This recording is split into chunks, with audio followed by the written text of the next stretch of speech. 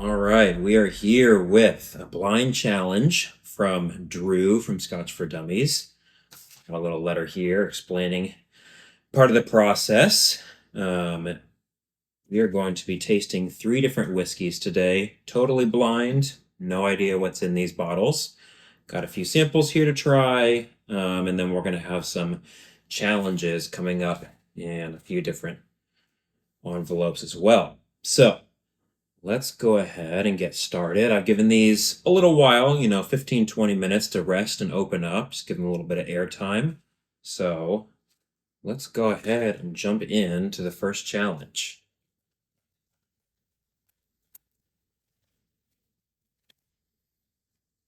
All right. Challenge number 1. Well done. You've boldly embraced the challenge, and that's commendable. No need for apprehension. It's not as intimidating as it might appear. Here's a piece of advice. Rely on your instincts, whether it's your gut, your nose, your taste buds. You catch my drift. Steer clear of second-guessing yourself, and be sure to jot down meticulous notes. Your initial impressions are often right on the mark. Feel free to record anything that comes to mind. There's no definitive right or wrong here, so just let your thoughts flow. Now, onto the challenge. You have 3 sample bottles, each labeled with a different colored dot: red, green, and blue. Utilize the provided dots to attach to your Glencairn glass and pour drams accordingly. Commit to your favorite and least favorite, nose them, taste them, and summarize your thoughts. If you're feeling lucky, take a stab at guessing the contents of each dram. After finalizing your order, you'll want to proceed to envelope number 2 and embark on the next challenge. Once all challenges are completed, open the final envelope and unveil your results. Finally, exhale in relief as it all concludes and select the next Patreon challenger. Best of luck, and let the tasting journey commence. So, challenge number 1. Rank from your least favorite to favorite to least favorite, and give your order. Once completed, open envelope 2. All right, let's dig into these. So, on my left, your right, we've got our blue. In the middle here, we've got our green. And then on your left, we have our red. All right, so our blue sample here, sample number 1.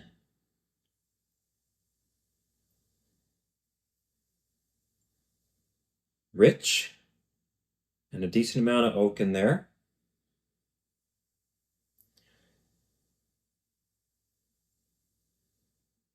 Smells like a single malt, if I would have to guess. Probably not a surprise coming from the Scotch for Dummies guys, so. A bit of brown sugar, some sweetness coming in there for sure. Maybe hints of dried fruits a little bit. It's a little bit darker in color than the others. Definitely some older oak on the nose, at least. Smells a little bit older. Let's go for sample number 2. Let's all see how this smells. Green sample. Sweeter and a little bit malty. Kind of vanilla, is not too much dark fruit. This smells more like ex-bourbon kind of maturation. But still a decent amount of oak. Yeah, sweet, malty notes. Baking spices in general. All right, let's check out the 3rd sample, which is the red sample. Okay, this is peaty. This is quite peaty. Sweet pea, lime, definitely smells like an Iowa whiskey. Very smoky. A little bit of barbecue flavors, a little bit of wood char. Very nice. All right, let's give these a little taste. So, taste for the blue sample.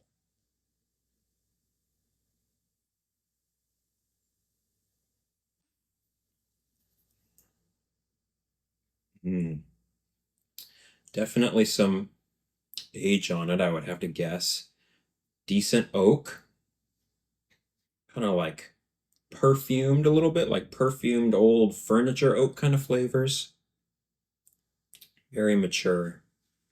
Maybe a little bit of sherry, not a ton of dried fruit, at least right now for me, but really nice.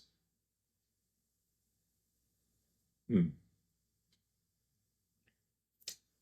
Finish is still going. It's lingering on the palate. A little bit oily. A little bit of warmth, but not too hot. Not super high ABV from my first taste. Let's go for one more.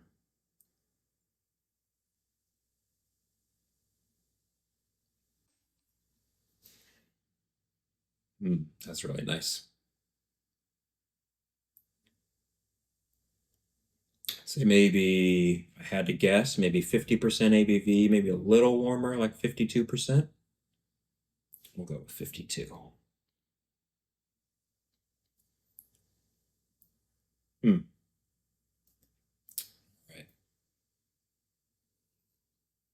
Let's give our middle sample, the green sample, a taste.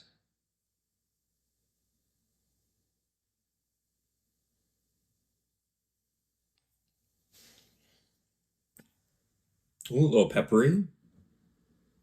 Sweet and a hint of salt in there as well.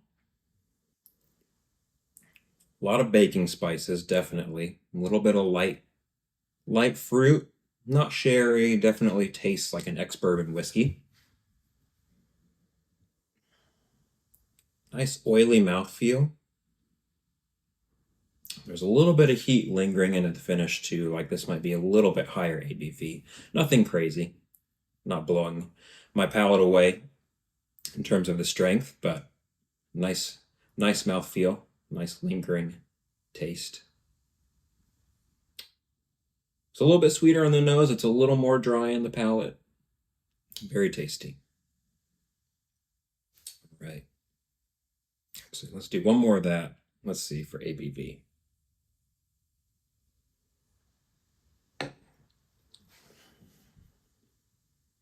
A little more sweetness that time. A little more sweetness, almost like toward like a rum cask finish. They all smell like single malts, maybe with some different finishes. All right. I think that one's a little stronger. Let's go with 54%.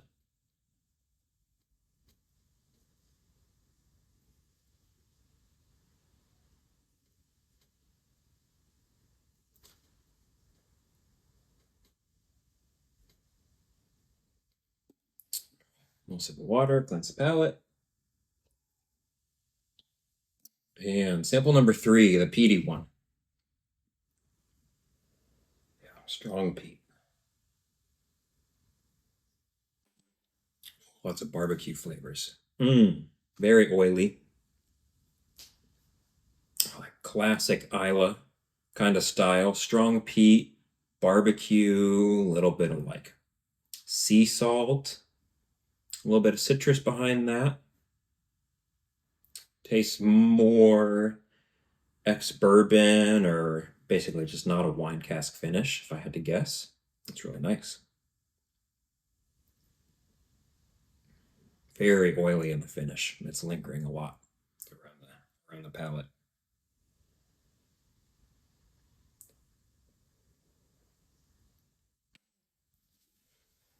A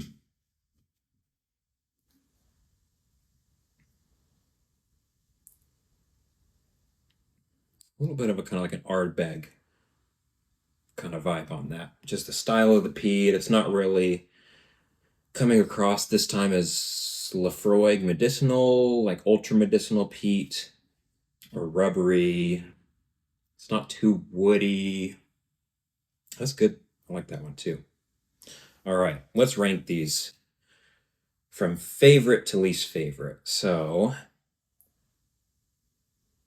my favorite.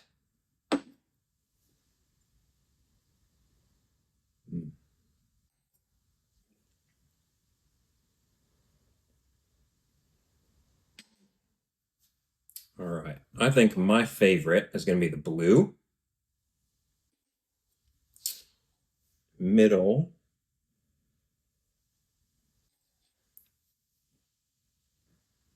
is going to be red, the peated whiskey. And we'll go third place is green in the middle. But that said, I really enjoy all of these. It's not that green is a bad whiskey at all. This one especially is standing out to me. And this peated whiskey is very solid, very tasty. Okay, so first place, second place, and third place. Let's go ahead and open up envelope number 2. See what the next challenge is.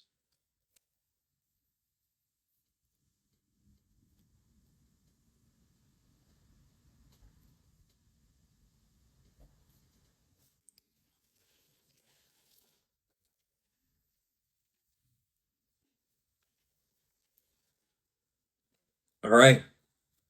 Challenge number 2. Congratulations on reaching this milestone. I'm confident you did exceptionally well as you ranked these based on your preferences. Having engaged in challenges, blind challenges for the last 8 years, I can attest that one of the most challenging aspects is discerning the age of the spirit. Now, let's put your skills to the test and see if you can accurately gauge the age of each dram. Once you've committed to your answers, go ahead and open envelope number 3. So, for challenge number 2, we have a 30-year-old whiskey in here. We have a 21-year-old whiskey in here, and we have a non-age stated whiskey in here. All right. Well, immediately the age stood out to me on this first whiskey, the blue sample. Let's give them each just another quick little taste.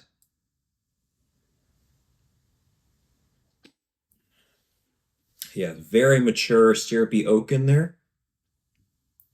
Just first pass, I'd probably call that a 30-year-old whiskey if I had to guess.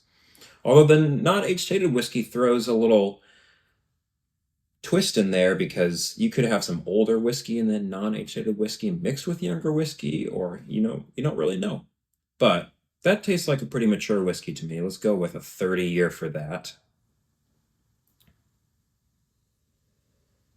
This middle sample doesn't have the old perfumed oak notes. This first one does, but it doesn't smell like a young whiskey either.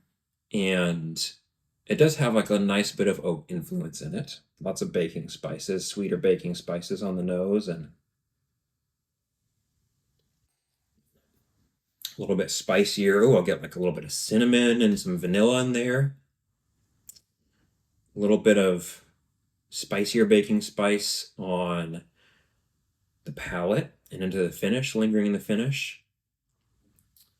Peated whiskey,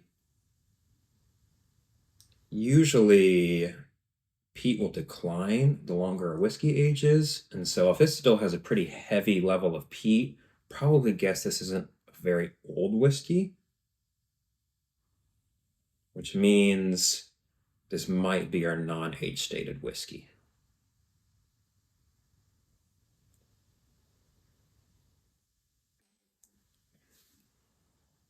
Strong sweet peat on that, definitely. Okay.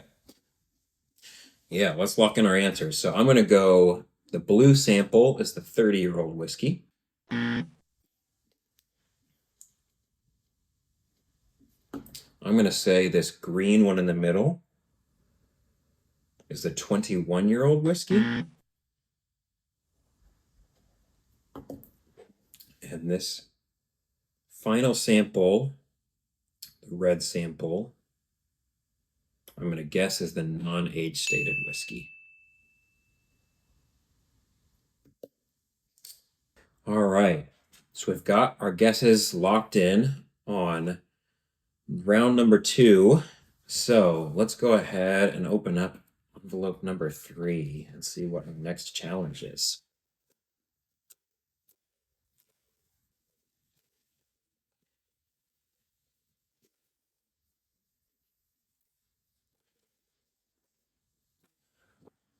All right. Number 3. Wow, you are truly a master of malt. On to the final challenge. Find the blended malt, find the single malt, and find the single grain. Okay, there's an interesting twist there I wasn't expecting. A blended malt, a single malt, and a single grain whiskey. All right. Let's give each of these a taste together.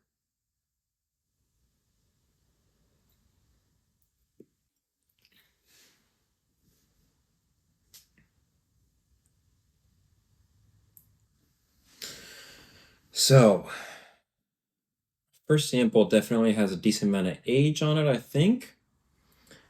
Really tough to tell. It has a nice individual character, but trying to tell the difference between a blended malt and a single malt is pretty tricky. And honestly, a lot of single grains, they have some of the similar flavors as well. So our second one, I could see a grainy character to this, like a sweet, it's got some sweet oatmeal kind of flavors, vanilla and cinnamon, and a little bit of grain maybe.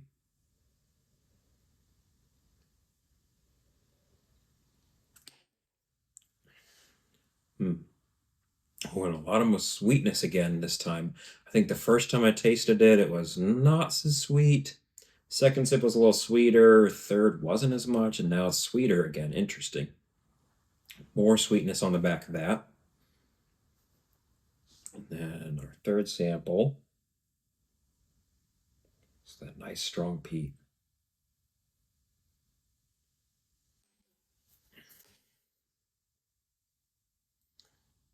Strong peat, and I haven't had a lot of blended malts or blended whiskeys in general that have that strong of a peat influence on them. So, for blended grain, I'm going to go the green sample, middle sample here. I'm going to say our red sample is the single malt, non-age stated single malt. If I had to guess, probably an Ardbeg, but that's just a shot in the dark. Really don't know there. And then I guess that leaves a blended malt for a 30-year-old whiskey here, which is the red sample.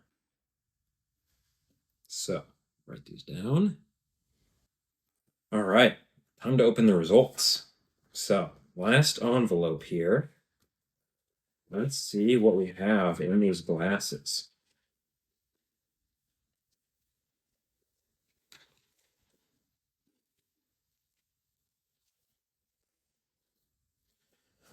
All right. We have in the blue glass, our first sample, Old Pulteney 21-year-old single malt. So I guess this was 30 years old. It's 21. So it wasn't right there. And I guess this was the blended malt, and this is the single malt. So also not right there. Old Pulteney 21. Wow, it does have a nice age to it for 21 years. In the green sample, we have a 30-year-old Cambus, which is a single grain. So this is a single cask bottled by the Master of Malt. This is a 30-year-old single grain. So single grain was correct there, but definitely got the age wrong. I said 21 years, and this was 30 years old. And then our last sample of red was a Compass Box. This is our blended malt. It's Compass Box No Name number 3.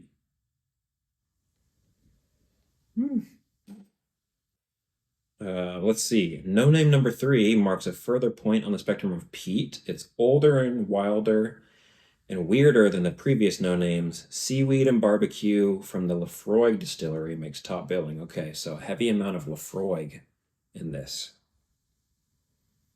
But there's also Bowmore lending hints of mango and pineapple. So let's see. 0 for 2 on this one. 1 for 2 on this. And then I guess on this one, so we said non-age stated, which was correct. This blended malt is non-age stated from Compass Box. But I said it was a blended, or I said it was a single malt, and this is a blended malt. So that makes 1 for 2. So I think we've got 2 for 6 overall. Really interesting. All right, well, there you have it. 2 for 6. Not the worst showing in the world. Probably not the best. We'll see what the next person can come up with. I would like to nominate Martin Fielder as the next person to take this blind challenge. See what his thoughts are on some new whiskeys. 3, Thanks 2, for watching. 1. Here we go!